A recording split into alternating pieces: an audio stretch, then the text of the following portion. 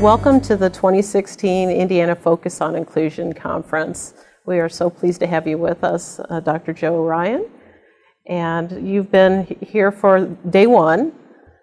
Voice is gone. It's good. That's okay. It's a great conference. Outstanding job. Nicely, Right, well, very well organized. We're pleased to have you here. And you spoke on the topic of data collection around challenging behaviors. And the question we have for you is when it comes to planning for data collection, how do we determine what's relevant and what should we do to keep it easy? Well, I mean, multifaceted question there, but really good. But data collection really is the simple thing. It's going to help you determine are you changing the behavior for the student to increase a prosocial behavior or to decrease a maladaptive behavior?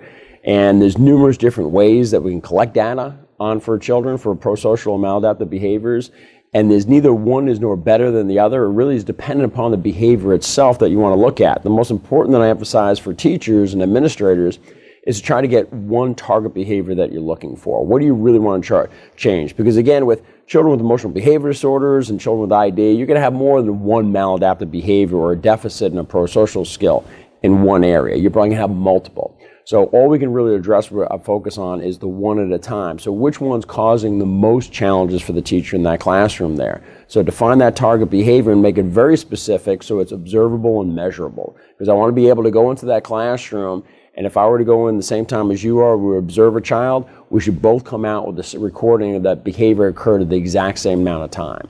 Now, which behavior that a teacher chooses, well, that's really up to the teacher itself. And again, is because remember, most challenging students have more than one challenging behavior. So it could be something that's of clinical significance or social significance to the student or just personal significance to them. So it sounds like what you're saying is for us to keep it simple. The KISS method always works best, especially in our field there. But again, as you wanted, the first thing is understanding is what the target behavior is and which data collection system method would work best, such as frequency observation, latency. It may be just lining my class up on time. That may be the major problem because, again, it's non-compliance from the students. So maybe latency is the easiest. From the time that I ask my students to line up to the time that they complete that, how long does that period of time take? And again, we have limited amount of lunch breaks for most teachers. It's not an hour and a half like a regular workforce. You have 20 minutes. So if it takes a teacher 5 to 10 minutes to get out of her classroom, well, that's 5 to 10 minutes less than she has at the classroom for eating lunch. So it may be, working on compliance on that. And then latency would be a really good effective measure for that.